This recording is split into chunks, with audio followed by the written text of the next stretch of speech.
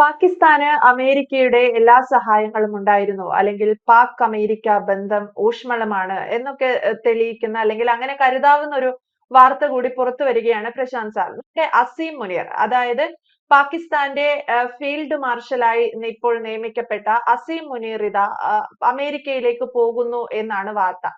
എന്താണ് അസീം മുനീറിന്റെ യാത്രയുടെ സതുദ്ദേശം? അപ്പൊ അറിയത്തില്ല. ഇപ്പൊ അവരിപ്പോ അമേരിക്ക പോകുന്നതിന് നമുക്കൊന്നും പറയാനൊക്കത്തില്ല. അപ്പൊ കിരാന ഹിൽസിലേക്ക് നമുക്കും പോവാം. അതേ നടക്കത്തുള്ളൂ. കാരണം ഇതിനകത്ത് ഇപ്പം വളരെ ചില കാര്യങ്ങൾ മറച്ചു വെച്ചിരുന്ന കാര്യങ്ങൾ, ഒളിച്ചു വെച്ചിരുന്ന കാര്യങ്ങളൊക്കെ വ്യക്തത വരുത്തി വരികയാണ്. എന്നും അമേരിക്കയുടെ സാമന്ത രാജ്യത്തിനകത്ത് വരുന്നത് തന്നെയാണ് പാകിസ്ഥാൻ. ഒബാമ വരെ നമുക്കത് വ്യക്തമായിട്ട് അറിയാമായിരുന്നു. അതിനുശേഷം ട്രംപ് വന്നപ്പോഴാണ് ഇമ്രാൻഖാൻ പ്രധാനമന്ത്രിയായിരുന്നപ്പോൾ അയാളെ വിളിച്ചു വരുത്തി നേരത്തെ യുക്രൈൻ പ്രധാനമന്ത്രി വിളിച്ചു വരുത്തി ആക്ഷേപിച്ചതുപോലെ ആക്ഷേപിക്കും, UN ഇതുപോലെ ഈ രാജ്യം അല്ലെങ്കിൽ ഭീകര രാജ്യമാണെന്നൊക്കെ പറയുകയൊക്കെ ചെയ്യുന്നപ്പോൾ നമ്മൾ വിചാരിച്ചു അയാൾ പറയുന്നത് ശരിയാണ്, അയാൾ നമ്മുടെ ഭാഗമാണെന്നൊക്കെ. പക്ഷെ ഇപ്പം അതിനുശേഷം സിന്ദൂർ തുടങ്ങുമ്പോൾ നമ്മൾക്ക് അനുകൂലമായിട്ട് പറഞ്ഞെങ്കിലും അതിന്റെ ഇടയ്ക്ക് വെച്ച് അദ്ദേഹം ഒരു വർത്തമാനം പറഞ്ഞായിരുന്നത് രണ്ട് രാജ്യങ്ങളും ഞങ്ങൾക്ക് ഒരുപോലെയാണ്, രണ്ട് രാജ്യങ്ങളും എന്റെ സുഹൃത്ത് രാജ്യങ്ങളാണ്. അതിനുശേഷം നമ്മൾ അവിടെ ആക്രമിച്ചു, തിരിച്ചടിച്ചു. അപ്പൊ ഇന്ത്യയുടെ തിരിച്ചടിയിൽ അല്ലെങ്കിൽ പല രാജ്യങ്ങളും ഇന്ത്യയുടെ ഭാഗമായിട്ട് നിന്നപ്പോൾ ആ കൂട്ടത്തിൽ ഏറ്റവും ആദ്യത്തെ രാജ്യമായിട്ട് അമേരിക്ക നിന്നു. പക്ഷെ പാകിസ്ഥാന്റെ ഭാഗമായിട്ട് ഇന്ന് ചൈനയുണ്ട്, തുർക്കിയുണ്ട്, അസർബൈജാനുണ്ട്. പക്ഷേ പാകിസ്ഥാൻ ഒരു വിഷയം വന്നപ്പോൾ യുദ്ധം നിർത്തണമെന്ന് ആവശ്യപ്പെട്ടപ്പോൾ ഞാനാണ് യുദ്ധം നിർത്തിയതെന്ന് ആദ്യം അനൗൺസ് ചെയ്യുന്നത് അമേരിക്കൻ പ്രസിഡന്റ്. അത് നമ്മളത് അങ്ങനെയല്ലെന്ന് അവിടെ പോയിരുന്നു പറയേണ്ടി വരും. പക്ഷെ ഇപ്പോഴും പാകിസ്ഥാൻ പ്രധാനമന്ത്രി പറയുന്നതാണ് ഈ യുദ്ധം നിർത്തി തന്ന അങ്ങയോട് എനിക്ക് വലിയ കടപ്പാടാണ്, അതിന് കടപ്പാട്. അതിനുശേഷം 13 സംഘം അവിടെ പോയി ഇത് വ്യക്തത വരുത്തുന്നു. അവിടുത്തെ മാധ്യമങ്ങൾ ഈ ഭൂട്ടോയൊക്കെ അവിടെ വെച്ച് തന്നെ പൊളിച്ച് കൈ കൊടുക്കും. പാകിസ്ഥാൻ പൊളിഞ്ഞുകൊണ്ടിരിക്കുകയാണ്. എന്നാൽ പാകിസ്ഥാനെ ചേർത്ത് പിടിക്കുന്നതിന് വേണ്ടി അമേരിക്ക ശ്രമിച്ചുകൊണ്ടിരിക്കുന്നു. അമേരിക്കയുടെ ഭാഗമാണ് പാകിസ്ഥാൻ.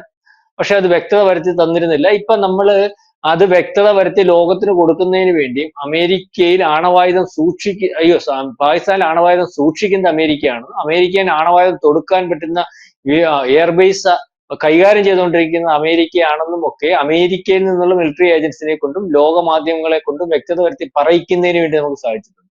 അപ്പം അമേരിക്ക പാകിസ്ഥാനിൽ അത്തരത്തിൽ ഇടപെട്ടുകൊണ്ടിരുന്നു, ഡയറക്റ്റും ഇൻഡയറക്റ്റും. അതിന്റെ കാരണം എന്ന് പറഞ്ഞാൽ ചൈനയും ഇന്ത്യയുമാണ്. ഇന്ത്യയോടും ഈ പറയുന്നത് പോലെ അത്ര മമതയൊന്നുമില്ല. നാളെ കാലത്ത് നമുക്കൊരു വിഷയം ഉണ്ടാക്കി നമ്മുടെ എക്കണോമിക്കൽ ഗ്രോത്തിനെ തടയുന്നതിന് വേണ്ടി നിൽക്കുന്നു. അതുകൊണ്ടാണ് ബൈഡന്റെ സമയത്ത് ബംഗ്ലാദേശിനകത്ത് വിഷയം ഉണ്ടാക്കി നമ്മളിലേക്ക് തിരിച്ചത്, യൂനസിനെ കൊണ്ടുവന്നത്. ഇപ്പോഴും ബംഗ്ലാദേശിനെ നശിപ്പിച്ചുകൊണ്ടാണെങ്കിലും നമുക്കൊരു ത്രെട്ടായിട്ട് നിൽക്കുകയാണ്. ഇതുപോലെ തന്നെയാണ് ഇപ്പൊ അസീം മുനീറിനുമായിട്ട് വേറെ വ്യക്തിപരമായിട്ട് ചില ബന്ധങ്ങൾ കൂടി ഉണ്ടെന്നാണ് കേൾക്കുന്നത്. അപ്പൊ വ്യക്തിപരമായിട്ട് ബന്ധം പറയാം, ഇയാളുമായിട്ട് ബിറ്റ്കോയിന്റെ ബിസിനസ് ഇയാളുടെ മകളും മകനുമായിട്ട് ഉണ്ട്. അതിന്റെ കമ്പനിയുടെ മേജർ ഷെയർ അവർക്കുണ്ട്. അതിനകത്ത് ഒന്നിച്ച് നടത്തിക്കൊണ്ട് പോകുന്നു. അതും കൂടിയുണ്ട്. അപ്പം ബലൂചിസ്ഥാൻ ചൈനയുടെ കയ്യിൽ നിന്ന് തിരിച്ചു മേടിച്ചു കൊടുക്കാൻ വേണ്ടി ശ്രമിക്കുന്നു. അപ്പം ഇത്തരത്തിൽ ഒത്തിരി കാര്യങ്ങൾ വരുന്നുണ്ട്. ഏതായാലും ഈ ബന്ധം നാളെ കാലത്തെ അമേരിക്കയ്ക്ക് ഗുണം ചെയ്യത്തില്ല, പാകിസ്ഥാനും ഗുണം ചെയ്യത്തില്ല. നമുക്ക് ഇതിനകത്ത് വലിയ കാര്യമില്ല. നമ്മൾ ആ അമേരിക്കയുമായിട്ട് ഓപ്പൺ ആയിട്ടുള്ള ഒരു ഫൈറ്റിന് പോകാൻ താല്പര്യപ്പെടുന്നില്ല. കാരണം നമുക്ക് അമേരിക്കയുമായിട്ട് ബന്ധപ്പെട്ട് വളരെ കൂടുതൽ ബിസിനസ് ഉണ്ട്. അമേരിക്കയ്ക്ക് നമ്മളുമായിട്ട് ബന്ധപ്പെട്ടും ബിസിനസ് ഉണ്ട്. നമുക്കുടെ എക്കണോമിക്കൽ ഗ്രോത്തിനെ അമേരിക്കയുമായിട്ടുള്ള ബന്ധം വഷളാവുന്നത് ബാധിക്കും. പക്ഷെ അമേരിക്ക ഡയറക്റ്റ് ഈ സഹായമൊക്കെ ചെയ്യുന്നെങ്കിലും നമ്മൾക്ക് ത്രെട്ടായിട്ട് നിൽക്കുന്നെങ്കിലും ഒക്കെ നമ്മളുമായിട്ടുള്ള ബന്ധവും സ്ഥാപിച്ചുകൊണ്ട് പോകുന്നതിന് വേണ്ടിയുള്ള ശ്രമമേ അമേരിക്ക നടത്തത്തുള്ളൂ. കാരണം പാകിസ്ഥാനെ കൊണ്ട് അമേരിക്കയ്ക്ക് യാതൊരു പ്രയോജനവും ഉണ്ടാകുന്ന ഒരു അവസ്ഥയില്ല.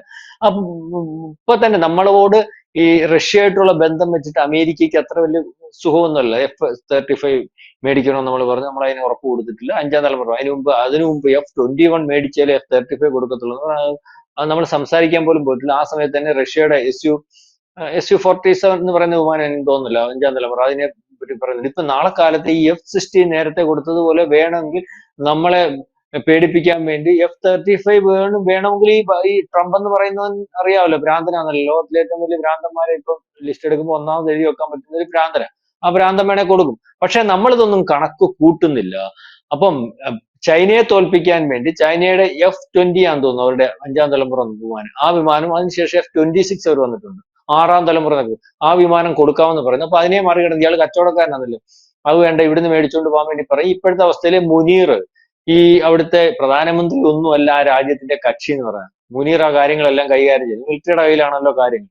സമ്പത്തും അയാളുടെ കയ്യിലോട്ട് വരും. അതിനകത്ത് നല്ലൊരു കമ്മീഷൻ കിട്ടും. കാരണം അവിടുത്തെ ലോകത്തിൽ ഏറ്റവും കൂടുതൽ മിലിറ്ററി സംവിധാനത്തിൽ അഴിമതി നടക്കുന്നത്, ലോകത്തിൽ ഏറ്റവും കൂടുതൽ അഴിമതി നടക്കുന്ന ഈ ഒരു മേഖലയാണ് മിലിറ്ററി മേഖല. പാകിസ്ഥാനിലാണെങ്കിൽ അനുവദിക്കുന്നതും ബഡ്ജറ്റിൽ നിന്ന് എടുക്കുന്ന പൈസയുടെ പകുതി കൂടുതൽ ഈ പറയുന്ന മിലിറ്ററിയുടെ മേധാവികൾ അടിച്ചുകൊണ്ട് പോവുകയാണ്. ഇയാള് ഇപ്പം അതിനു മുമ്പ് ഇരുന്നവരെല്ലാം അത് തന്നെ വിദേശ രാജ്യങ്ങളിലാണല്ലോ. അപ്പം ആ രാജ്യത്തിന് ഉതകുന്ന രീതിയിലല്ല എല്ലാ രാജ്യത്തും ഉണ്ട്. നമ്മുടെ രാജ്യത്ത് ആന്റണിയൊക്കെ ഇരുന്നപ്പോ ആ കാശ് അടിച്ചുകൊണ്ട് പോയതിന്റെ പേരാ റോബർട്ട് വാദ്ര എന്ന് പറയും. മനസ്സിലായി?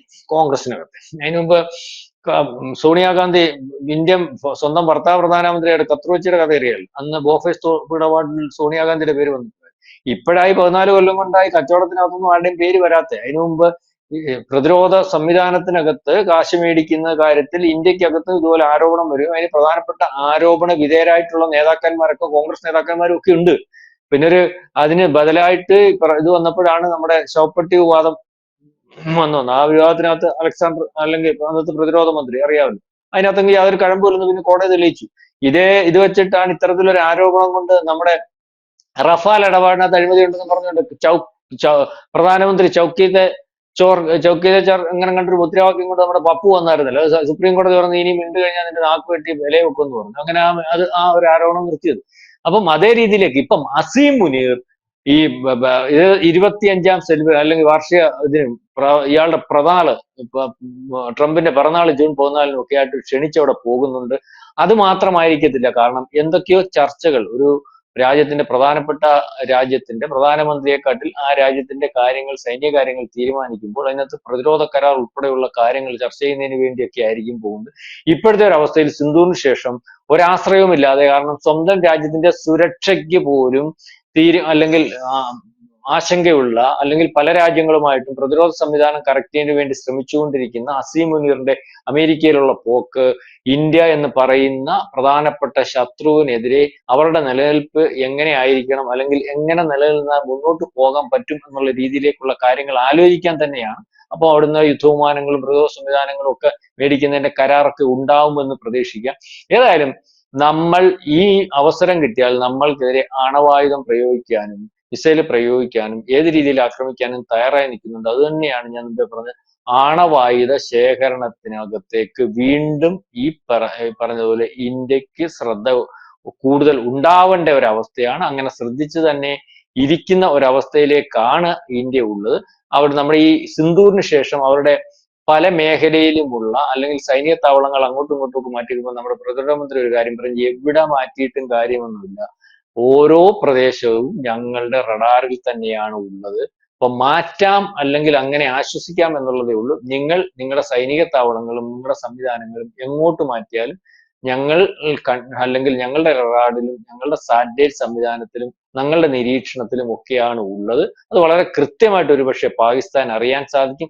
വളരെ വ്യക്തമായിട്ട് ഈ പറഞ്ഞ നൂർഖാൻ എയർബേസ് കൈകാര്യം ചെയ്തുകൊണ്ടിരുന്ന അമേരിക്കയ്ക്ക് ബോധ്യപ്പെട്ടിട്ടുണ്ട്. അപ്പം ഇവർ തമ്മിൽ ആലോചിച്ച് നാളെ കാലത്തെ അവരുടെ സുരക്ഷയ്ക്ക് വേണ്ടിയുള്ള കാര്യങ്ങൾ തീരുമാനിക്കുന്നതിനൊപ്പം ഒരവസരം കിട്ടിയാൽ ഇന്ത്യയെ അടിക്കുന്നതിന് വേണ്ടി ഉള്ള ഒരു തീരുമാനം കൂടി എടുത്തേക്കാം. അത് മുന്നിൽ കണ്ടുകൊണ്ട് പണ്ട് നമ്മൾ ബ്രഹ്മോസ് വിട്ട് അവിടുത്തെ പ്രതിരോധ സംവിധാനം പരീക്ഷിച്ചതുപോലെ ഈ കിരാന ഹിൽസ് ഉൾപ്പെടെയുള്ളിടത്ത് കൂടുതൽ അല്ലെങ്കിൽ ശ്രദ്ധ ഇന്ത്യ കൊടുക്കുന്നു എന്ന് വേണം കരുതാൻ. എന്തായാലും ഇന്ത്യയും അസീം മുനീറിന് അമേരിക്കയിലേക്കുള്ള ക്ഷണത്തിൽ ഇന്ത്യയും ഒരു ശ്രദ്ധ കേന്ദ്രീകരിച്ചിട്ടുണ്ട്. എന്തുകൊണ്ടായിരിക്കാം അമേരിക്ക ക്ഷണിച്ചിരിക്കുന്നത്? എന്തായിരിക്കാം ഇതിനു പിന്നിൽ?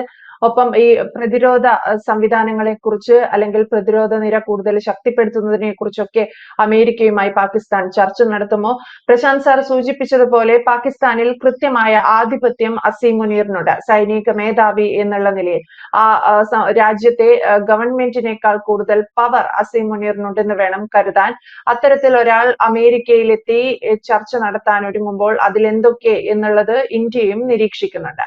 വ്യക്തമാണ്. Thank you sir. കൂടുതൽ വാർത്തകളും വിശേഷങ്ങളും നിങ്ങളിലേക്ക് എത്താൻ ABC മലയാളം സബ്സ്ക്രൈബ് ചെയ്യുക, ബെൽ ബട്ടണും അമർത്തുക.